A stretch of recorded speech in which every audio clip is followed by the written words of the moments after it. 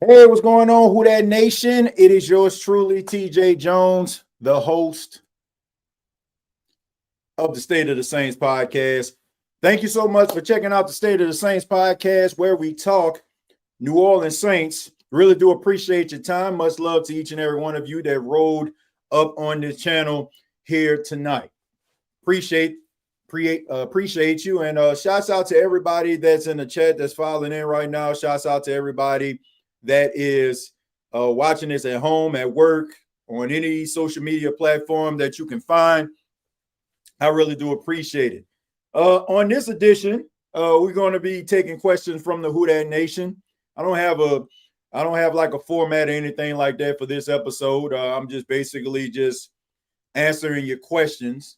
But I really do appreciate everybody. Appreciate your patience. I haven't really been putting out as much content over the last couple of weeks. I'll get into that while we're starting to get everybody in. Who Dat Nation? I've been doing this podcast since I'll say about 2018, and I gotta say it has been like an amazing journey for me.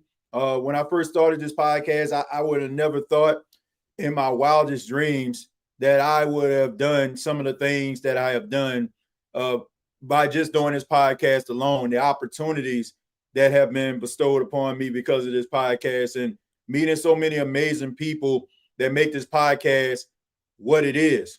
I love doing this podcast. I really do. But it's I don't want to say that it's hard, but it's the lane that the podcasting world is in right now that I don't think that I'm really a fan of that much. It just seems to me like you have to be, I guess, inauthentic in some ways in order for you to be able to reach certain plateaus. And anybody that knows me knows that I'm driven on passion. I never try to shortchange anybody that rolls across this channel. I never try to shortchange anybody that has ever like asked me a question. I try to do it to the best of my abilities. If I don't know something, I always tell people I'll circle back and I'll come back with an answer for them. But it's just the energy, man, that the podcasting world is in is really starting to kind of weigh a brother down. And I really kind of took the last few weeks to kind of think about, do I want to continue to do the things that I've been doing? Do I need to change some things up? Am I like legitimately happy with doing podcasting? And I'll tell people this, I enjoy interacting with the great people that come across this channel. But, like I said, it was just one of those situations where I just honestly thinking about, do I want to continue to do the podcasting thing? Do I want to continue to talk sports and continue to like kind of just fall in that lane? Because what I am is, I tell people all the time I'm an acquired taste. And, a lot of people, they find this channel, they subscribe to the channel, and I appreciate that.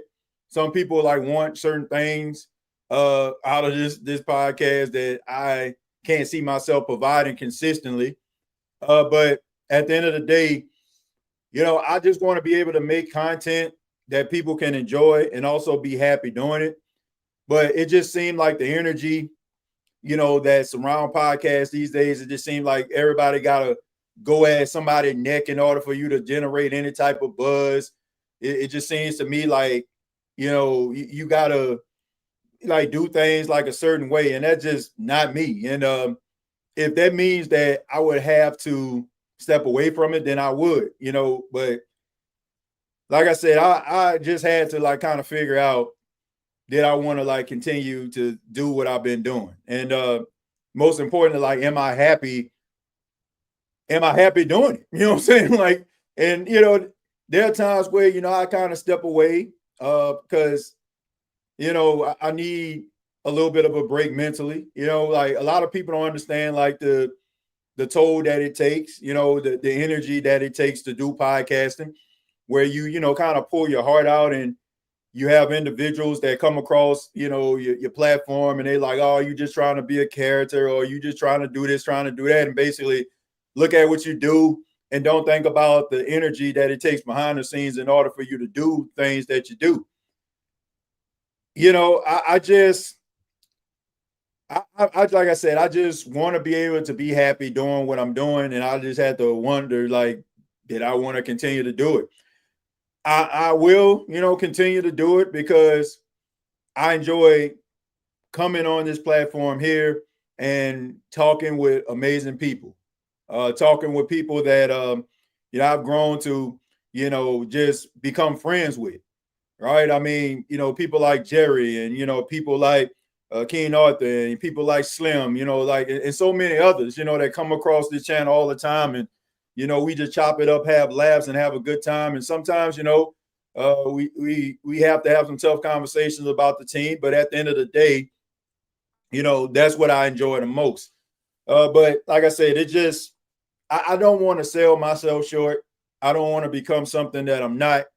And I feel like if I have to bust through, like, in order for me to like find that next level of success, I'm not trying to become a shell of myself or be something that I'm not. So I'm kind of like at a crossroads when it comes to it. Like, I'm going to continue to do it. But at the end of the day, like I said, it just seems to me like I just don't like the energy like the podcasting lane is in right now. I just don't. Like, just watching like podcasting and how people like, like what attracts people to podcasts is just absolutely weird to me. I know everybody likes a little bit of some hot tea, but I just can't see myself just constantly like putting out that type of energy. Like, I like to be like a safe space for Saints fans where they can unapologetically be themselves, and I don't feel like you have to take shots at anybody. You can cheer for individuals that are finding success and being successful and doing so many things to try to make themselves great. And I think about when I first started this podcast and when I first started doing podcasts and why I did it for. I did this podcast to open up a lane for people that didn't have a voice, and one of those people were me. Like I was a radio personality. I was just starting to break into broadcasting. I was really at my first on-air job back in 2018, and I was still looking for my voice. And I guess 8 years later, 9 seasons later, I found it. And like I said, I enjoy doing what I'm doing. But I appreciate everybody that has come across this channel, people that subscribe to this channel. Like I said, I'm going to continue to do it. But I know like some people, like I said, they expect certain things. I just can't be that type of person. I just can't try to radiate or bring that type of energy. And like I said, the podcasting world seems like it's starting to like lean towards a certain type of energy that I don't want to be on.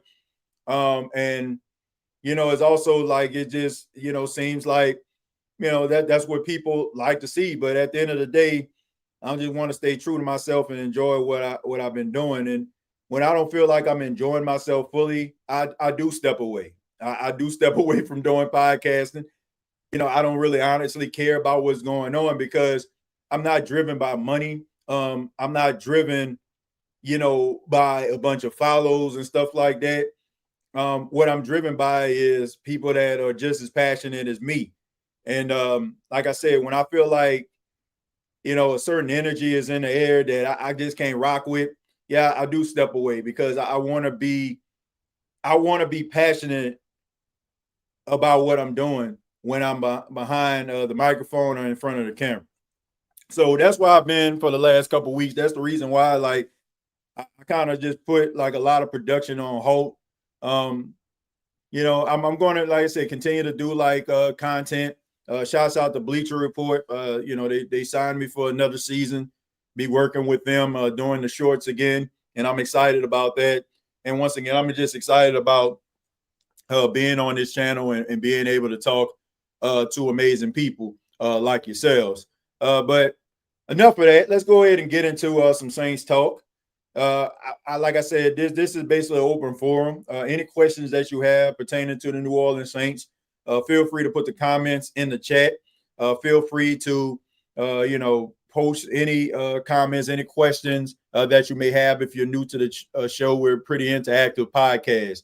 So at the end of the day, this is what this podcast is all about. It's not about who giving the most money. It's not about me being monetized, this, that, and the third. It's about people loving what they're doing. Like if people donate to the show, great. But I'm more interested in people actually, asking questions and just being involved. And that's what makes this show what it is and has made it what it is. And like I said, we produce over 2,000 episodes of this show throughout the years. And, that's what made this show what it is, just, authentic Saints fans. So we'll go ahead and get started.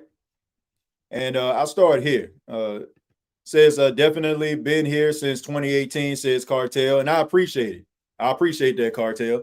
And like I said, man, I ain't sitting up here like just trying to look for like love and all that kind of stuff. I appreciate everybody showing love, but I don't look at the people that view this podcast as just people that just watch the podcast. Anybody knows I'm an open book. I tell you about my family. I tell you about, things that I got going on because that's what the type of relationship and type of platform that we have here. It's not just me just talking sports. Like some people may not like that. Oh, I just want to hear the sports. I just want to hear you just talk about sports. And that's good. We get into it. But at the end of the day, we'll stop and talk about, some other things. The show is basically driven by the conversations that are started by the chat. So I enjoy that. I enjoy that we can talk about sports and we can talk about other things as well. So let's see. Negativity attracts weirdos. Look, I mean, I don't know. I don't want to. I don't want to knock anybody for what they actually have set up, but it's just the energy of podcasting when it comes to the sports world. It just seems like people are more attracted to if a person has like a personal vendetta or taking shots at somebody, right? I mean, I don't have a problem with anybody. Like I don't. Like I can sit back and watch anybody's show. Like I don't have any envy towards anybody. Like I don't like look at what other person doing and be like, oh, I want to do that too. Like I just enjoy what I'm doing. And I don't feel like you have to be that type of person in order for you to try to generate some buzz. But it just seems like that's the type of lane that I'm mostly seeing out here, that people just seem like they got to have like some type of WWE feud with somebody in order for them to generate buzz. But like, where's the substance in that? There isn't any, right? I feel like you rob the listener out of the opportunity to really get to know you, and you rob them out of opportunity to be able to be a part of something. So I don't know. And when I see that type of energy, like I said, I kind of step away from it so I can be in the right space and the right frame of mind in order for me to be able to do the podcast. Because like I said, the energy that some people come with, it can be taxing. I'm a human being, like at the end of the day, just like certain things affect people, it affects you. So when it starts to feel that way and it starts to feel, kind of taxing, I do step away. I don't care what's going on. I just don't. Says, thank you for all you do. I appreciate that, 985. Definitely been here since 2018. I read that. TJ, if you need to take a break from going live podcast, it's fine. There's not a lot to talk about after the Super Bowl. Maybe in March and April, it'll pick up. But it's not so much about that. It's not that, Jerry. It's not that at all. It's not the fact they don't have anything to talk about. And look, I could sit up here and go for an hour talking about football. It's embedded inside of me. It's the fact that the energy that I want to come with. Like I don't want to have somebody looking forward to tuning into the State of the Saints podcast, wanting me to answer a question or making a comment, and I'm just giving you a lackluster performance or not having the type of energy. it's not that, like I said, it just becomes, like I said, I want to make sure that I give 110% to the audience, 110% to the platform in order for us to be able to have real meaningful conversations and people to walk away from every podcast episode knowing that I ain't phoning in. And when it starts feeling like, I'm basically losing that, I do step away. But it has nothing to do with like, oh, there ain't nothing going on. Like, I mean, the off season to me is the most exciting time for me because during the season, you pretty much got everything intact. Like the decisions that you make in the off season, they set you up for what type of season you're gonna have. So when you have it's downtime for a lot of fans, right? But for me, like I gotta watch the Senior Bowl, East-West Shrine game. If I get approved again, go to Indianapolis for the NFL Combine. So those type of things, to me, that's the exciting part. Like to me, like the off season to me is probably more exciting than the regular season. The regular season gives me excitement because hopefully what I'm seeing in the off season pays off and shows us a better product of the Saints. But in the off season, being able to travel and interacting with, people that I admire and respect in the sports world, that's pretty dope to me. But like I said, I just want to make sure that I ain't phoning in and shortchanging anybody. That's why I kind of sit back and have a call for pause here. I can't stand the dude, James S. and the chat, sports guy. They are idiots, in my opinion. TJ have a good channel in my look, man. I think, nah, man. I ain't trying to go at nobody. I think everybody has their own unique style and it's working for them. And I have nothing but love and respect for anybody. Like it's hard to do a podcast. Like seriously, it is hard to do a podcast. You're basically, it's almost like a therapy session.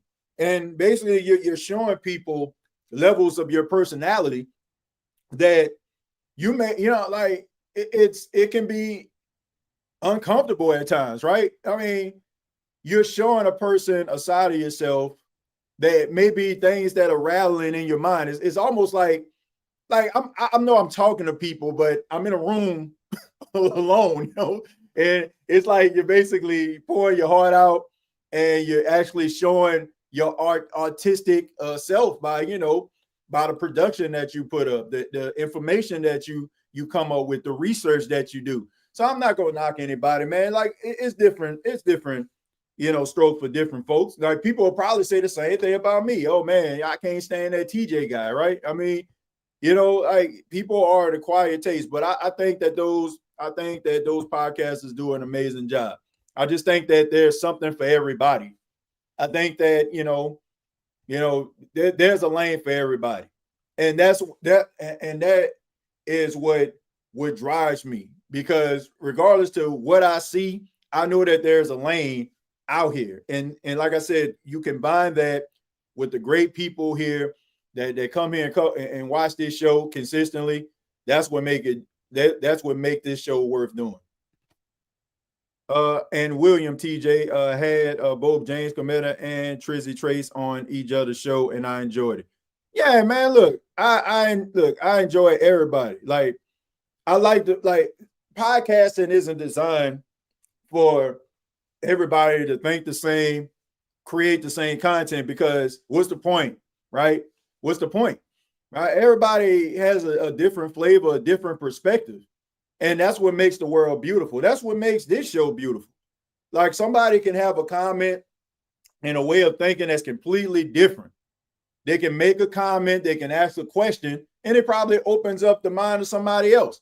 Maybe somebody might think that I don't think that's the way that they should do things, but also it provides perspective to some people. Like I ain't know that, right? So you're learning from each other, But I don't know, man. I don't think that we should like get in this echo chamber where we just become cyborgs. Like I think everybody has their own opinion, their own point of view, and You know, I think that all of those guys do an amazing job. It's hard to do this podcast thing, folks. Trust me.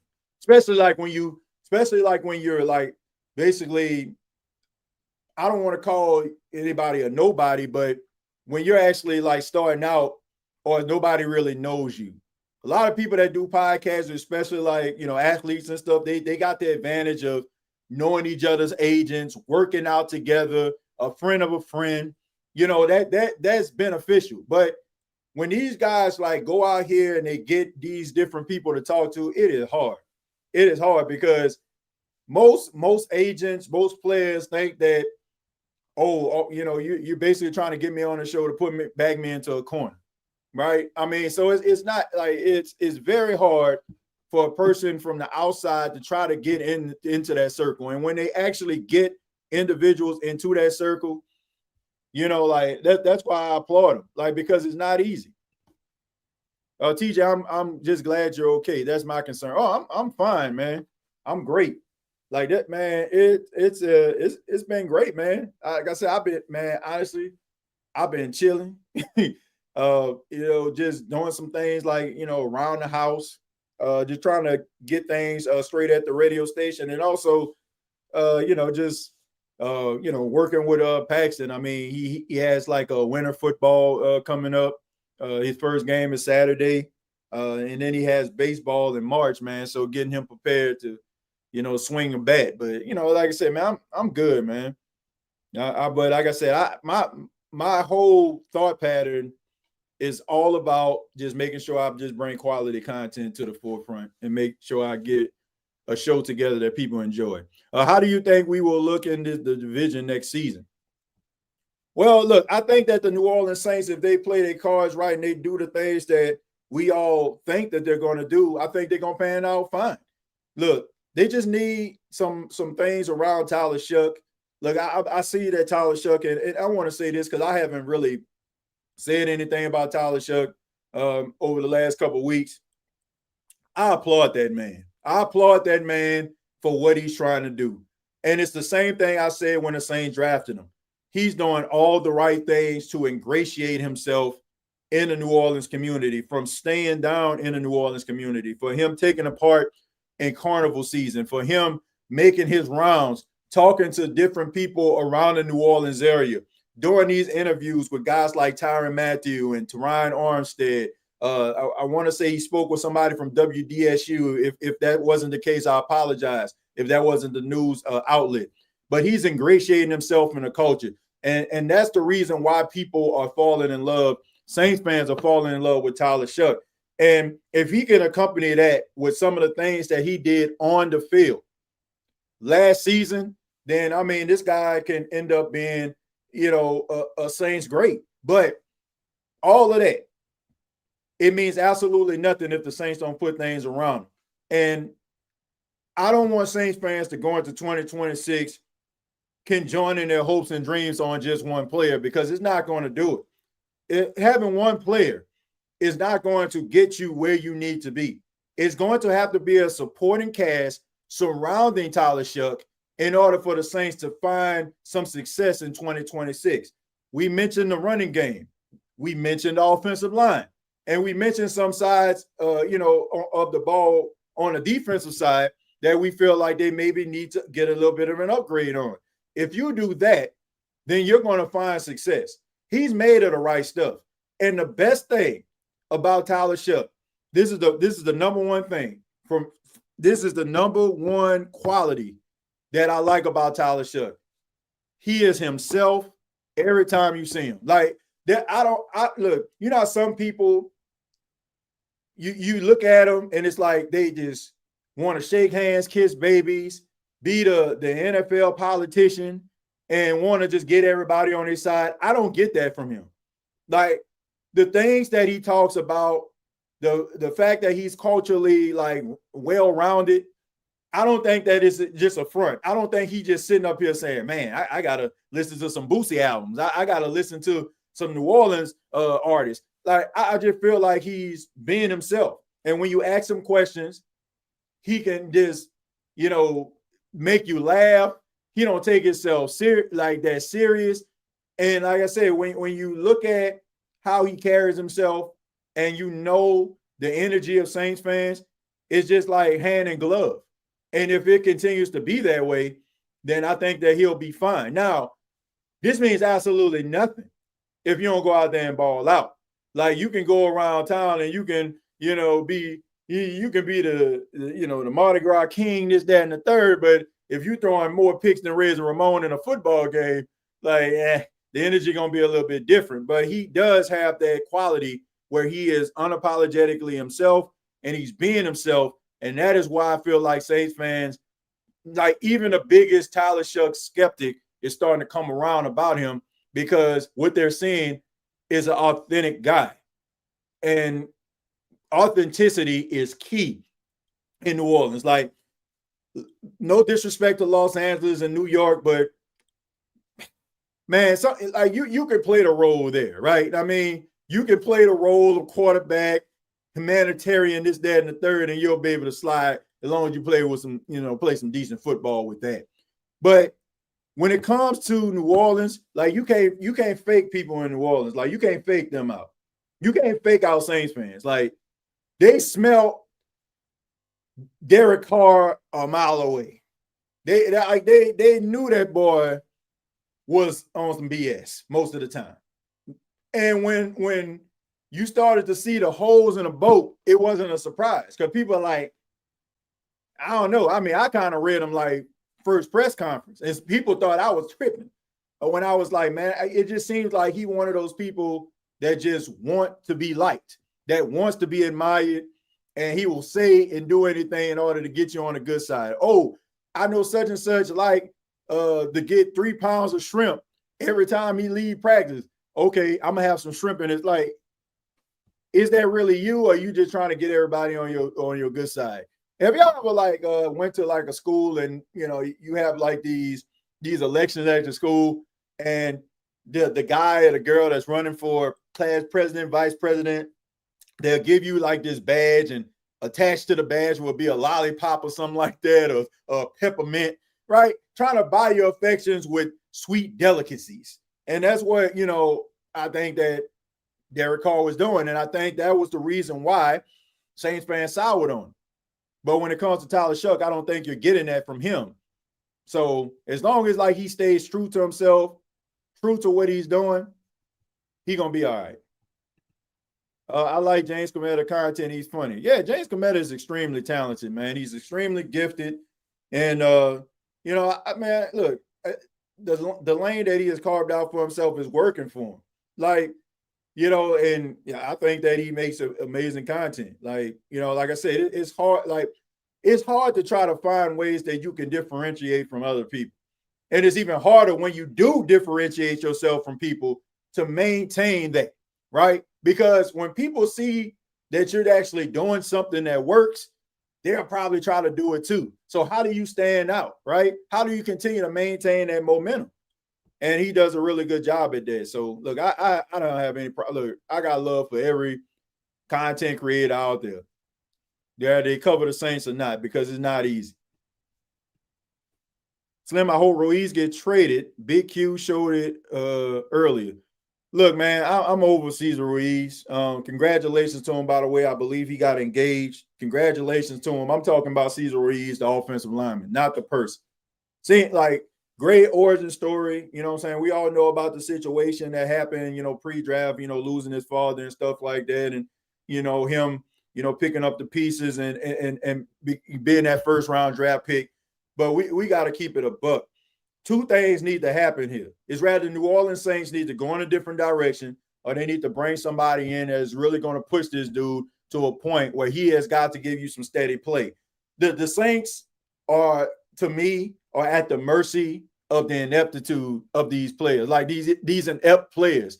Not that they're inept in all ways. I'm talking about guys having the goods, consistently putting together some really good body, a really good body of work, and consistently playing good on Sunday. See, the Saints can't really push these guys, to me, because the other guy that's next to him is probably 3 or 4 notches below him. And the guy that's your starter, he's not even giving you the right production. So you really got to ask yourself, how are you being counterproductive here? By allowing a guy who is average at best, you're giving him the starting job, and you're not bringing in anybody to push him or push him out of the door. But the New Orleans Saints got to figure this thing out, because how long are we going to do this? How long are we going to do this? Like, once again, I'm talking about the player. You can get better production at the right guard position than what the Saints have been getting.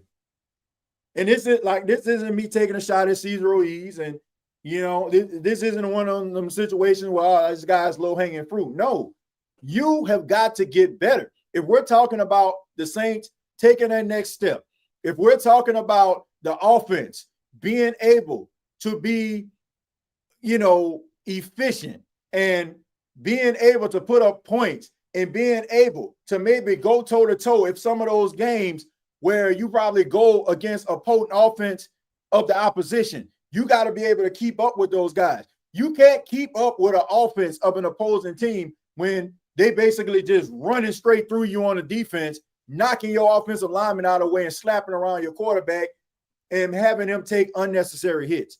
The New Orleans Saints have got to fix this offensive line.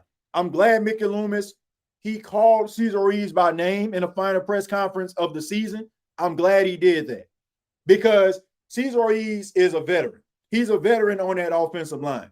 And we can no longer make excuses for him.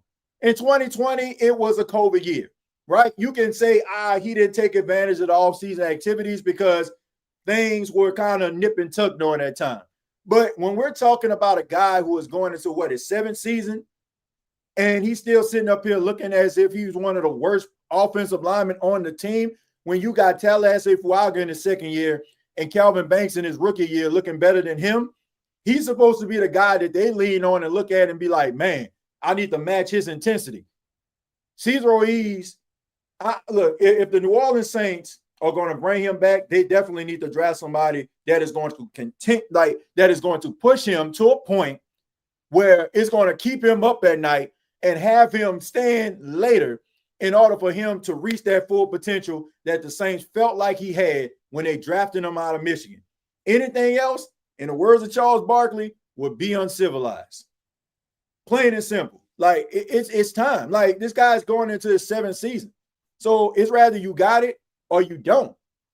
And as far as the left guard position, Dylan Radins, look, a Herculean effort, a plausible effort. The guy was a solid starter with the Tennessee Titans. Not mad at the New Orleans Saints signing him. We all understand the Saints salary situation. We understand that the New Orleans Saints needed to get themselves back to the middle when it comes to the cap. But now you don't have to worry about that. So 2 things, once again, need to happen. You need to get yourself somebody that you can, like, through the draft, or you sign somebody that's a really damn good left guard. Like, I ain't talking about somebody that nobody wants. I'm talking about somebody that's actually going to make some noise.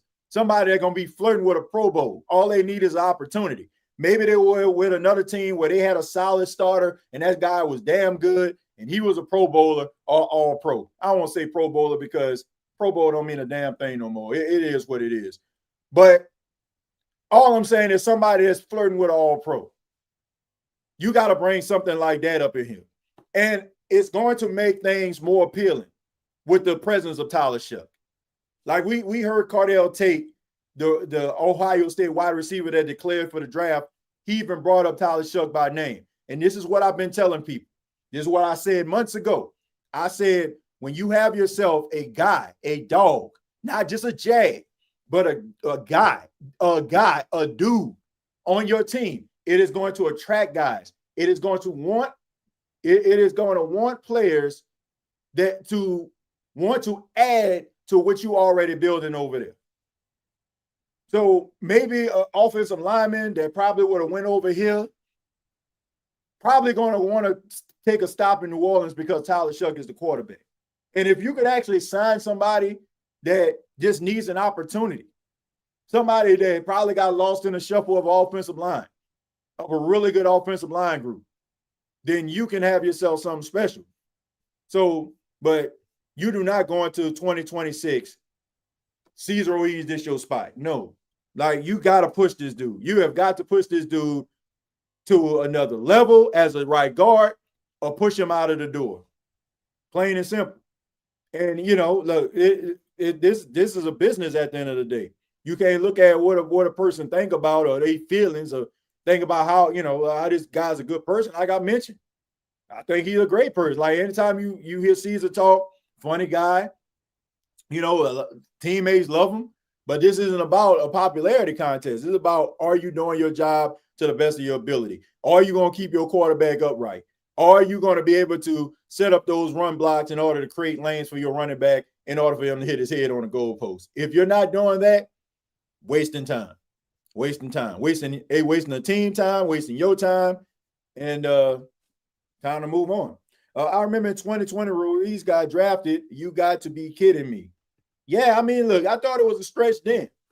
And I didn't know that much about Cesar Ruiz. I did not. I did not. I really had to burn the midnight oil. Like, after we got, I never forget this. After we got off the NFL Draft Live, it was late, but I still stayed up a little later. And luckily at the time, Paxton was a baby, and my wife needed some relief, and he was one of those babies that kind of stayed up at night. So I was up with him anyway. So we're actually just doing, I was just doing research. Like, man, who is this dude? Like, I was like, okay, like he looks solid, but nothing about his play made me look at him and be like, oh man, the Saints, they got themselves all pro for years to come. Like how you see Calvin Banks. Like, Calvin Banks can be Joe Thomas. He can be what Joe Thomas was in Cleveland, but like, he can be that for the Saints. I can say that wholeheartedly. As long as this dude stay healthy, the Saints got a left tackle for the next decade.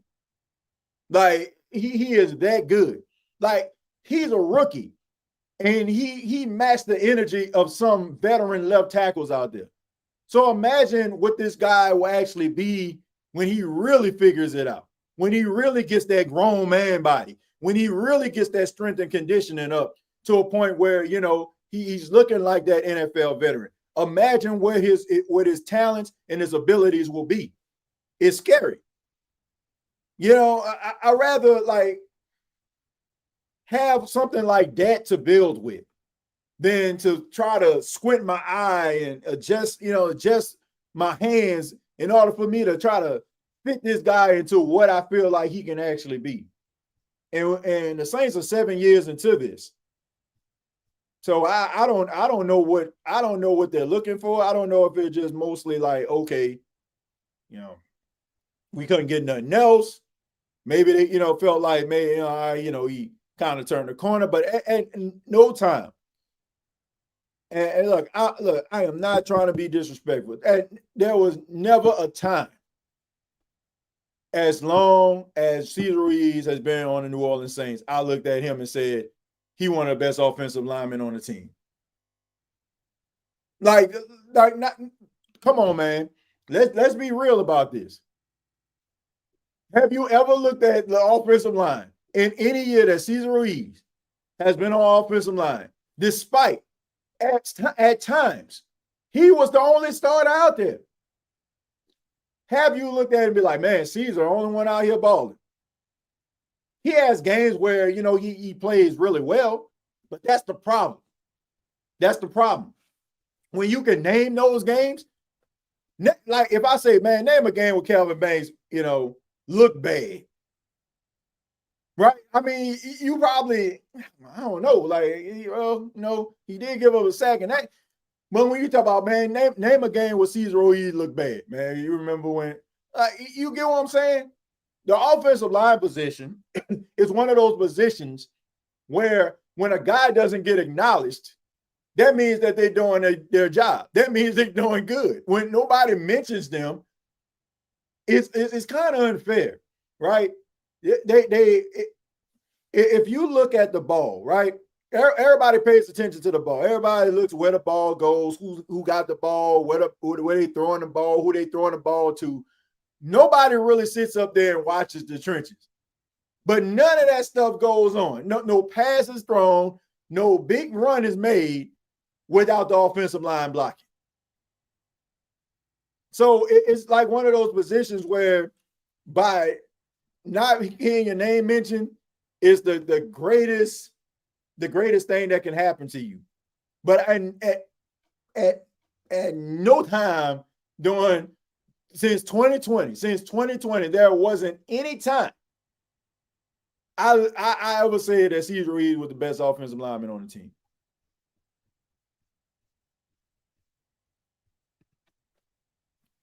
I think Sean Payton drafted Ruiz. We all know that Payton loves players with potential instead of dogs. Sometimes, to me, I feel like I'm trying to stop my camera from moving around. But anyway, I think sometimes Sean Payton just tries to prove himself right. And I think that's one of the main reasons why he ends up like being in the positions that he's in. So leading up to the AFC Championship game, I mean, we all seen how that kind of panned out, and Mother Nature kind of, gave the Denver Broncos a bad hand. The weather started to come in during the time where they were down, but you had Jarrett Stidham on your team, and you had to know that Jarrett Stidham wasn't going to get you nowhere. But instead of that, he wanted to believe that Jarrett Stidham had the capabilities because it will make him look like a guru. It will make him look good. Like sometimes, man, if a guy shows you that he's a dog, believe him. Instead of you trying to make a guy a dog. All of the Davenports and the Peyton Turners of the world where you're just trying to justify drafting these guys and you want to, have this whole watch what I do with this type of thing going for them. Like it worked with Taysom, right? It worked with Taysom. You were able to utilize Taysom Hill and come up with a package for him and basically create a lane for Taysom. And also it opened up an opportunity for guys that probably would have got kicked out of the league by other teams. Oh, you used to play quarterback? Okay, man, we can have you throw the ball every now and then. Oh, man, you play a little running back? Oh, you got a little strength behind him, right? But it's not going to work that way for every time, right? Sometimes we get a little arrogant and too big for our britches, and we just feel like everything we touch going to turn to gold. Like everything that we touch, we give it that Midas touch. And yeah, I do think at times they reach. I'm talking Stretch Armstrong reach. Like you had an opportunity to get Lamar Jackson in 2018, you get Davenport. And, man, we all see how Lamar Jackson career panned out. 2-time league MVP. I think he only lost maybe 1 or 2 games versus an NFC opponent. I don't know if it was the fact that maybe he was afraid of Lamar Jackson's skill set. Maybe he didn't feel like, the skills of a Lamar Jackson, he'll be able to be that cerebral surgeon, like offensive quarterback that he wants. But at the end of the day, you could have tried something different. But instead, you keep on going with the status quo. If something if you do something and it's shown that it doesn't work. Like me, I'm like, it just didn't work. Time for us to go to plan B. For some reason, they come up with these ideas. They don't work. And it's like, nah, it's going to work. I'm telling y'all it's going to work. When you see it, you're going to be like, man, this worked. But how many times are you going to have to go through this? How many times are you going to have to go through this? Like you look at his defensive line right now, right? All those years of getting the Davenports and the Peyton Turners, the 6'6", 6'7" guys with long wingspan, the Tano Passignos of the world. Now all of a sudden, look at the core of players that they have on their team. The guys that leading this team in sacks, they not 6, 7, 8. They are edge rusher, outside linebackers, probably 260, 270, getting around that corner. We're really good bend, getting underneath those offensive linemen and getting double-digit sacks. So what does that tell you right there? The league is evolving, and you're getting these hybrid guys. That's the reason why you're looking at guys like Will Anderson. You're looking at some of these guys, man. They smaller guys, but they're fast. They're strong. And it's hard for these offensive linemen to get their hands on. So I just think that sometimes, man, these coaches are their own worst enemies because, they try to justify, the decisions that they make. Or sometimes they can be a little bit too arrogant that, they don't want to listen to anybody because they may have found success with what they did in the past, and they still trying to make that thing work, man. You got to evolve, man. You got to evolve. Right, TJ? He missed on a few players thinking that way. Yeah, man, you got to think outside the box. The Chargers want to trade for Cesar Ruiz. What's your opinion on a possible trade, and what do you think we should get for him? Mickey Loomis also called him out. Look, if the Chargers want Cesar Ruiz, we got to be realistic about this. You're not getting no second-round pick for no Cesar Ruiz. You probably won't even get a third-round pick, and if you do, it's probably going to be a late third round, flirting with a fourth round. So I'm saying maybe a fourth-round pick for him, right? I mean, and you got to hope that the same type of energy that you put into drafting solid players in 2025, you got to be able to do in 2026. So, what is fair draft capital? Like I said, third-round pick, fourth-round pick for him, maybe. I mean, he is a guy he's had injuries, but he's a tough guy. He's been durable. There have been times where he's played, on the offensive line, played every game. You got to take that into consideration. But, yeah, you got to be realistic. If the New Orleans Saints get a fourth-round pick for Cesar Ruiz based on how he's played, and I think that's a win. TJ, your thoughts on Saints playing an NFL game in Paris next season? Well, I think it's great, having an international game like that. We know that the NFL is trying to open up, that international game. They're actually trying to get like a international game every week. But, being able to have a game in Paris and giving some Saints fans the opportunity to be able to travel and go to Paris for a reason that, like watching the Saints, some people probably never really thought seriously about going to Paris. But, the Saints giving them opportunity and a reason to do so. So I like it. Didn't Penny go to the Chargers? What the hell they doing? Yeah, he did go to the Chargers. I think that the Saints got like a 6th-round pick for him, and from what I've seen from Charger fans, I mean, it didn't take long for them to understand what was going on. I mean, I think within a 2 weeks span, it was like, don't put Trevor Penning out there. It was fun. It was funny at first because when the Saints made the trade with the Chargers, like you go to some Charger podcasts, like, oh, thank goodness. Like, finally they acknowledge that, and finally they'll be able to get some help. I'm like, just wait, man. Just wait. My goodness. But look, I just wonder. Like, honestly, I just wonder. Who hurt who?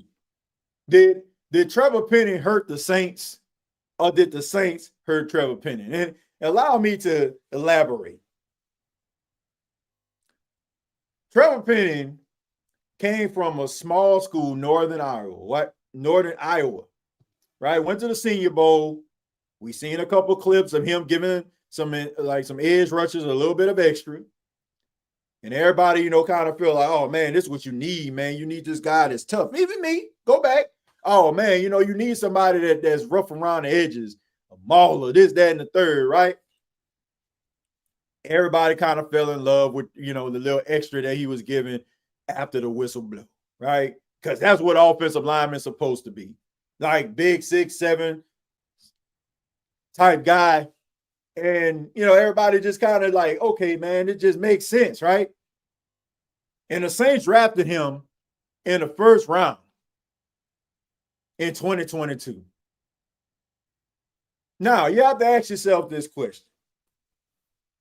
If the Saints drafted Trevor Penning in the 4th round, are we having this conversation right now? Probably not. Probably not. The fact that the New Orleans Saints gave Trevor Penning the kiss of death in the form of a 1st-round draft pick is the reason why this man cannot catch a break. Because if you were just moving this guy around the offensive line and he was a 4th-round pick, nobody would care, right? Let's just see what he can do, whatever, right? But the fact that you gave this dude a 1st-round tag, he will forever be a 1st-round draft pick, and that makes him a bust. So I'm just wondering, like, what came first, the chicken or the egg, right? Was he already a bust? You know, like maybe you know, he was over, like they just overinflated what he was and who he was as a player. And I feel bad for him. I feel bad for him because you're learning how to get better. You're trying to understand the speed of the game, all the while having a tag that you have to say you really didn't deserve. So who hurt who is the question. Who hurt who? Like did Trevor Penning hurt the Saints or did the Saints hurt Trevor Penning? And the more I look at Trevor Penning as years go by, I feel like it's the latter. The Saints hurt Trevor Penning by drafting him in the 1st round. If the Saints would have picked Trevor Penning in a spot where I think they drafted Jake Haener, who cares? You know what I'm saying? Like, who cares? But it's just the fact that he's a 1st-round draft pick. These 1st-round tags hurt these guys. But we never have the conversation. We never really have the true conversation. We never really ask the true question. Who in the hell was in the draft room? Who in the hell was in the scouting department that thought it was a good idea, that put themselves at the front of the line to stand on business to draft Peyton Turner, to draft Marcus Davenport, to draft Trevor Penning? We never had these conversations. And we always just look at the players, but the players are only just doing what they need to do in order for their name to be selected. If you have a player that's in college right now and he's putting up monster yards, that's great. He's supposed to. He's supposed to make himself look as desirable as possible. But it is the scouting department's job to decide, justifiably so, if this is fool's gold or if it's solid gold. So who hurt who is the question. And I don't think that we put enough emphasis. I don't feel like we put enough emphasis on these scouting departments. We always turn and point the trigger at the player, but we never look at the fact of how did this player get into this situation in the first place? What didn't the scouting department see? How did the interview process? Did you just fall for a bunch of blame pleasantries? Did you really watch the tape? Or was the tape watching you? You get what I'm saying? Like, I feel bad. I honestly feel bad for Trevor Penning. I honestly feel bad for a lot of 1st-round draft picks that probably would have got a better opportunity and probably wouldn't have had as much pressure on them if they weren't 1st-round draft picks than, you know, just being one. So, like I said, at the end of the day, who hurt who? What do you make of Demario Davis's comments on Kay Adams' show? She asked him if he was coming back to the Saints, and he said he will be playing football in 2026. Well, look, this is a guy. Well, let me backtrack. To answer your question, this is a guy, Demario Davis, that understands that football is a business. Is that a shot at New Orleans? Absolutely not. We have to understand that this is what I tell people on the channel all of the time. We have to be able to separate the business side from the personal side. Personally, we love Demario Davis. He's a humanitarian. if you had a daughter, you would want her to date a guy like Demario Davis, right? That's just the human being that he is. God-fearing guy, community first guy, leader. That's what you want. As a person, you love Demario Davis, and you definitely love the human being combined with the player. But it's also a business at the end of the day. What you have is a 37-year-old guy who is still playing football, who is basically beating the odds. You don't see too many 37-year-old linebackers with 140 tackles. And I want people to understand this. Ask yourself this question. Why are we having this conversation? Why are we having this conversation? It's because Demario Davis is an outlier. Well, that's great if he's an outlier. But we also have to live in reality. If the New Orleans Saints were to get a guy who is a 23, 24-year-old linebacker to replace Demario Davis, they would be doing something that many teams, a high percentage of what teams do every single year. They replace these 30-something-year-old linebackers. And also, folks, who wants something that nobody else wants? When you go to Foot Locker, when you go to a shoe store, or you order some shoes online, and you get the exclusives, and you put them things on your feet, and you go to an event, and people ask you over and over and over again, man, where you get them shoes from? Oh, man, you got them. Oh, man, how you get that, man? I've been trying to get those. How does that make you feel? Damn, man, I got what people want, right? Now think about this. You buy some shoes, put them on, you feel confident, right? And you walk out your house, and everybody that you see within 2 blocks got the same shoes you got on. How does that make you feel? Hey, everybody got these. Do you feel special? No, you just feel like another person that just got shoes everybody else have on. I say that to say this. Demario Davis and what he's doing is special. It's the reason why we're having this conversation. So the question is, how long? You don't want him to be broken down, right? You don't want to ride the Cadillac, 150,000 miles on it, 200 plus thousand miles on it. And then all of a sudden it pulls off on the side of the road for you before you get home, before you say, damn, I need a new car. There's going to be a time where these players will go to another team. We have seen it so many times where a player leaves a team, goes somewhere else, and the previous team, fan base, watches this guy and say, damn, man, why did they get rid of him? We're watching the playoffs, and we're seeing Rashid Shaheed do dynamic things. Man, why did the New Orleans Saints make a trade? Why did they trade Rashid Shaheed? Some Saints fans say, that's just the breaks, man. Demario Davis still has it. That's the reason why it's a tough decision. But at the end of the day, you have to ask yourself this question. How many years does this guy have left? And also, do you want Demario Davis to be snubbed from Hall of Fame consideration?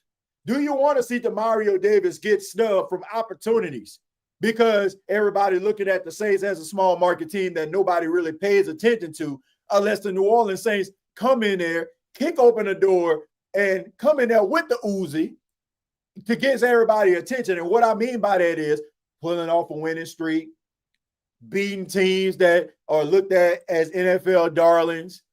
Like, do you want that for Demario Davis? Demario Davis is a businessman, and I have no problem with Demario Davis looking at the New Orleans Saints organization as a business. Because if Demario Davis was a 37-year-old linebacker, a mere shell of himself, guess what? You're not asking me that question, DJ. You know, Rob, you're not asking me that question, my guy. You know, we only ask these questions when things are valuable. Should I sell these exclusive Jordans that I only wore one time and I just took out of the box and walked around my house? right?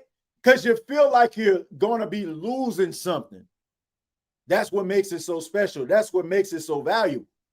So yes, I don't have an issue at all. No. It's a business at the end of the day, folks. Because if Demario Davis was out here with 40 tackles instead of 140, then guess what? We're having a conversation saying, I like Demario Davis, man. I ain't gonna lie to you, but home and long in the two.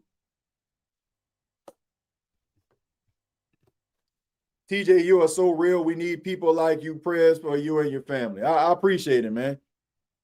I appreciate it, man. Thank you for that. Demario had 143 tackles. Dude still got gas in the tank. Yeah, I mean, but that's the thing. That's the thing, Slim.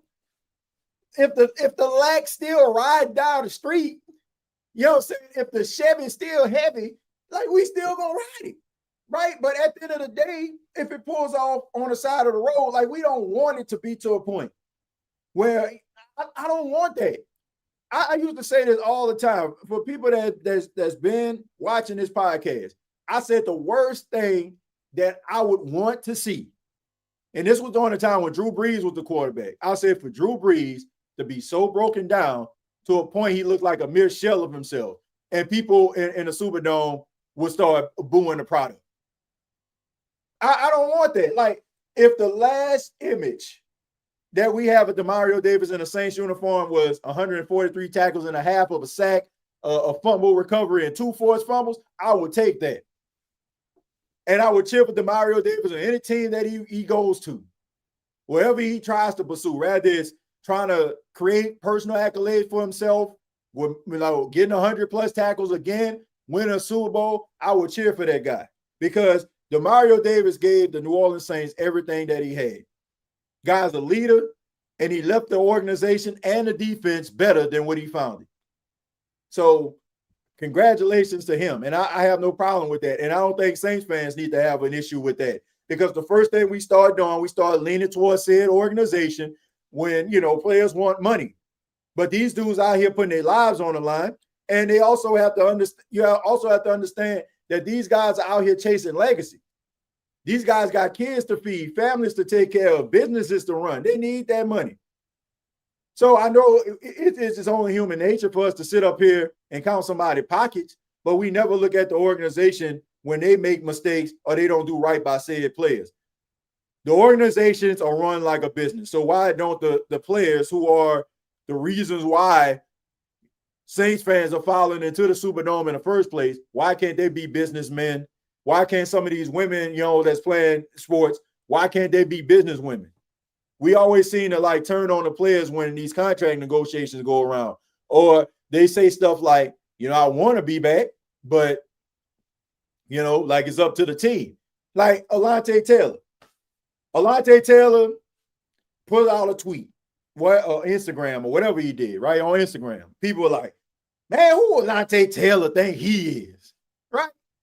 What, a guy that bets on himself? I don't have an issue with that. Do I think that Alontae Taylor is the best nickel corner I ever seen? No. But if he can go out here and he can set the market and he can be able to take care of his soon-to-be child, you know what I'm saying? Like, why the hell not? Like, we start sizing guys up because they're asking for compensation. Like, just imagine, okay, man, I've been working here for 10+ years, man. It's about time for me to get another raise. And then all of a sudden somebody started looking at you. Well, I think you came late 1, 2, 3, 4, 5, 6 times. Like, but God dog, but when I'm here, we making things move, ain't we? I don't have an issue with that. Guys are supposed to bet on themselves. What is he supposed to say? Oh, man, well, I think I was pretty decent, so I think I should get some decent money. Well, you start thinking like that, guess what? You're not going to be in the league very long. I don't care if you get smoked like brisket, burnt like a biscuit every play. You should still have the mind frame. If you out there, I'm the best in my position. So I don't have an issue with that, man.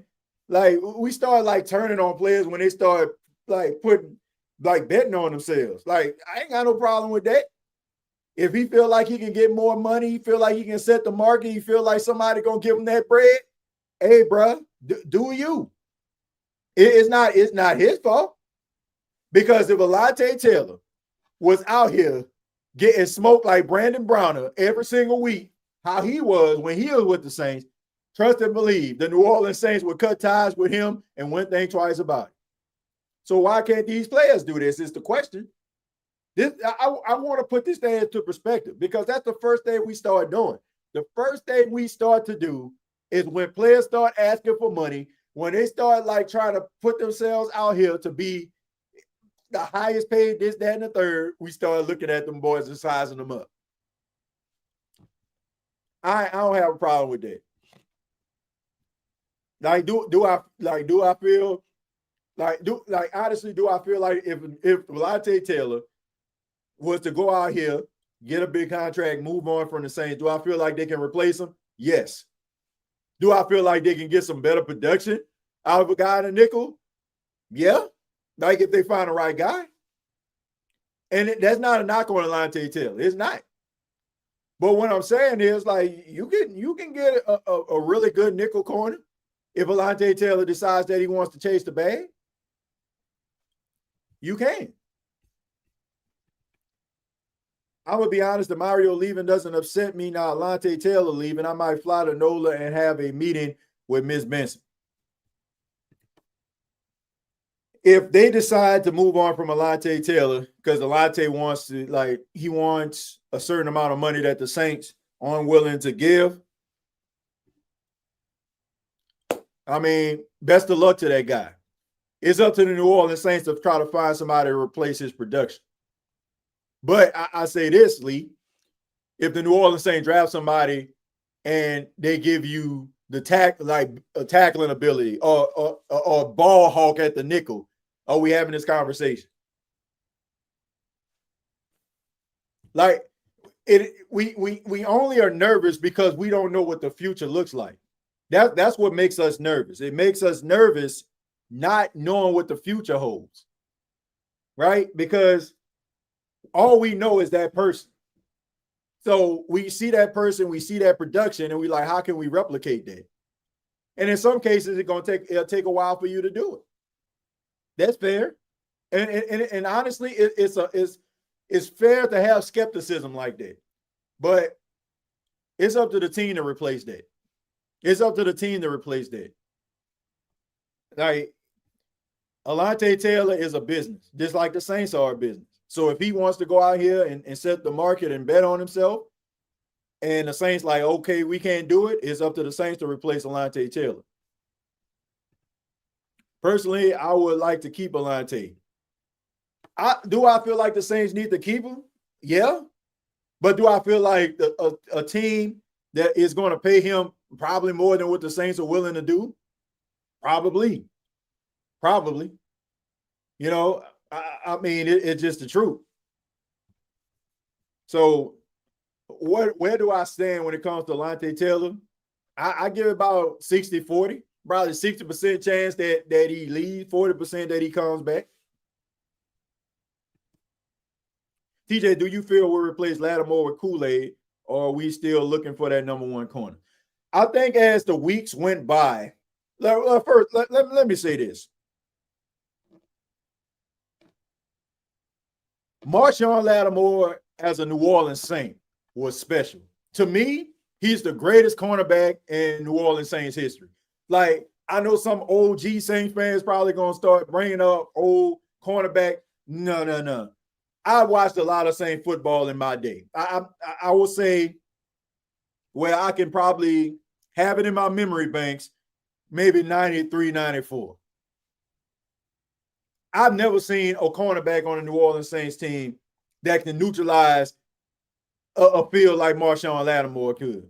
Like, go up against guys like think about Mike Evans, how good Mike Evans is. Think about how good Julio Jones was, right? Think about that, man. Think about guys like Steve Smith and all that. Well, I don't think Steve Smith was he may have been with Carolina for one more year or something, if he was. I don't think they ever like really crossed paths. But my point is, this man would shut down the best player on the field at the wide receiver position. So to say, oh, can we no, Kool-Aid McKinstry isn't that. But here's the thing, Lee. He doesn't have to be. Because you have to ask yourself, how many special cornerbacks do you see in the National Football League? How many cornerbacks are just like, you just take that guy and don't worry about it? I can only name a few. Derek Stingley, Christian Gonzalez.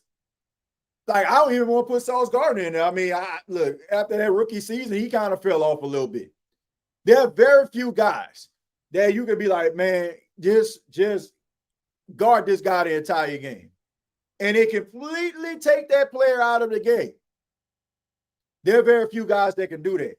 So Kool-Aid McKinstry does not have to be Marshawn Lattimore.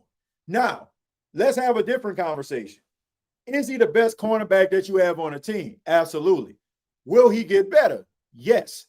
Do I feel like he makes a difference? Yes, I do. And over the course of time, throughout the weeks, he slowly started to emerge and live up to that potential that a lot of beat writers wrote about before the season even started. You started to see, now I understand, and now I see why they said that he was X, Y, and Z.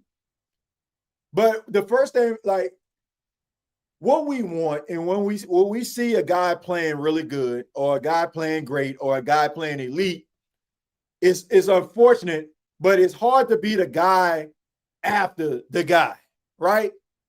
It's just hard to be that guy. And that's what Kool-Aid McKinstry is. So you're being compared to Marshawn Lattimore. And the next person that comes after him will be compared to Kool-Aid McKinstry.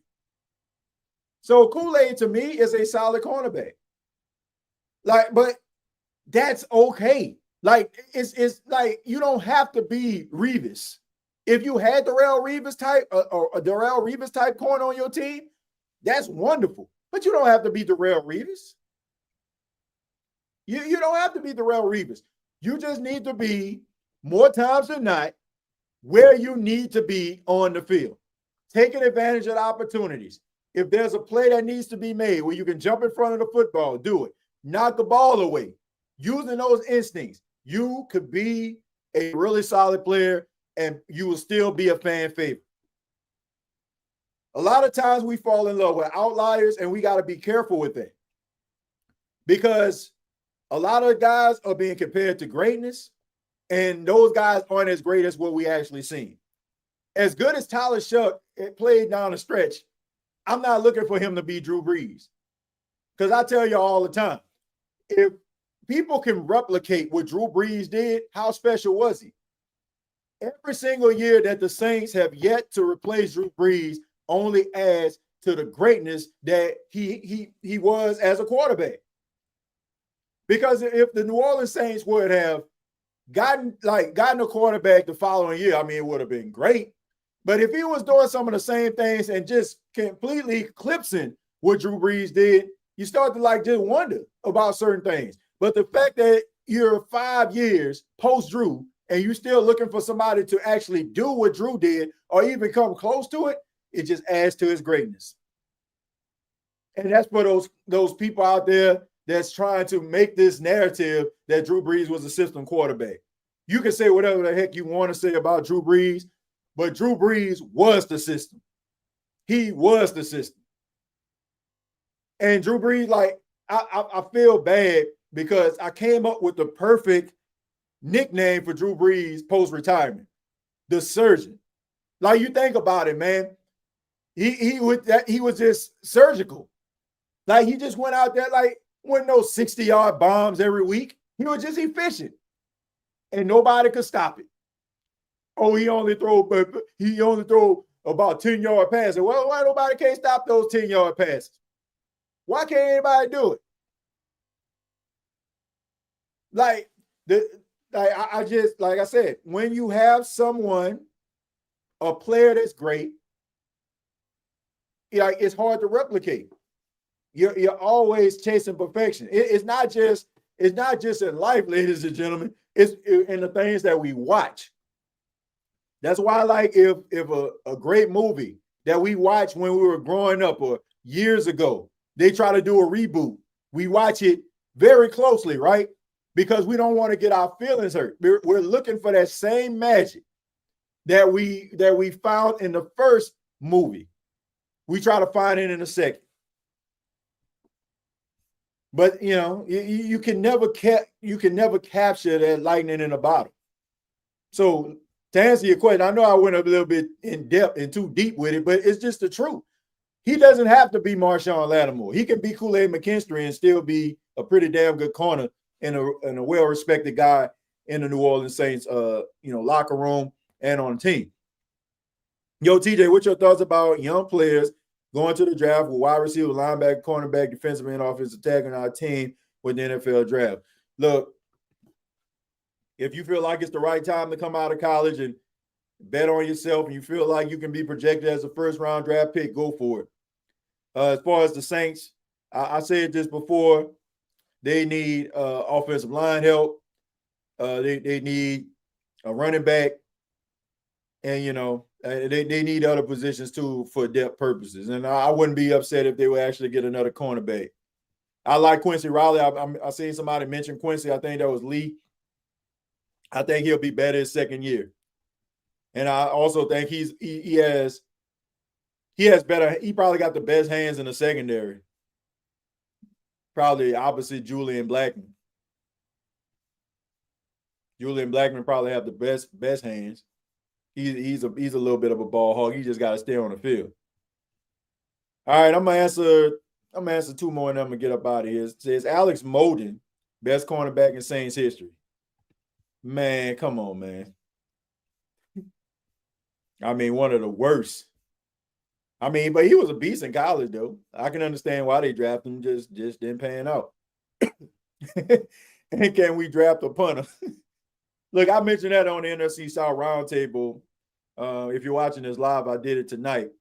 I just think that the Saints need a punter. People don't want to talk about punters. They only criticize the kicking game when it goes wrong. Like, the Saints need a punter. Like Kyle Kroger was terrible. He was awful. I think if I'm not mistaken, he had the lowest punt percentage in the NFL. And when you have yourself a really good punter that can switch the field, it's a weapon. To me, I don't think the Saints should have touched their punters. I think Blake Gillikin still should have been their punter. They want to go out here and get Lou Hetley and want to make the team Dennis Allen friendly. Just added to the fact that he didn't know what the heck he was doing as a head coach. Need a young punter on our team, TJ. I don't care if he's young or old. If he can punt the ball, put that ball within the 10-yard line, bounce it out at the 6. Look, that's what the Saints need. You have somebody that's going to flip the field, not somebody that's going to be shanking a punt like a 9-iron on the green. Like, I mean, a sand wedge when you're in a sand trap. Like, come on, man. We gotta be realistic about this, man. Like, the kicking game matters, man. Flipping the field matters. When you have yourself a dynamic return man and a guy that can punt and also make field goals for you, that's a weapon. All right, and finally it says, I doubt it happens, but it would be something if we ended up with Shaheed back. Nah, Shaheed ain't going nowhere. Seattle would be insane not to keep this guy. And it's not like he's going to be asking for like top market money or something like that. Probably middle of the pack. So I think they'll have enough money in order to pay him. You don't have to worry about paying Jackson Smith and Jigba yet. I think maybe, Charles Cross, I don't know if they paid him or not. I think he should be coming up on, his contract extension. But, you got some guys that you need to pay, but I don't think Rashid Shaheed going to hurt your pockets that much. But, I mean, it didn't take long for Seattle Seahawks fans to appreciate this guy. I'm hoping that he can return a punt for a touchdown. I'm just hoping that he can do that in the Super Bowl, man. That'd be great to see Rashid Shaheed return a punt for a touchdown. That would be pretty dope. Lattimore is the best corner in Saints history. Yep, I definitely agree with that. But thank you all so much for checking out the State of the Saints podcast. Hopefully you all enjoyed the show. Hopefully I ain't bore everybody to death. And I apologize for the little opening statement. But y'all know how I do it, man. I try to be as open and honest as I possibly can with everybody. and just tell everybody where I'm at and how I'm feeling. That's just how I do, man. I know, like I said, some people just here for the sports, but we have, we have gained a real true community over here. So we don't just talk sports over here. We talk about life. We talk about family. We talk about just silly stuff, in the process of talking Saints football. And I appreciate you all for sticking with me. I appreciate you all for sticking by me. And we're going to continue to do these episodes. And, make sure that you check out the Bleacher Report. We're going to be doing shorts on Bleacher Report covering the New Orleans Saints. You'll be able to check those out weekly. And also make sure that you follow me on X at TJAY Jones 8. Appreciate you all's time. Much love to you. Till next time, all I got to say is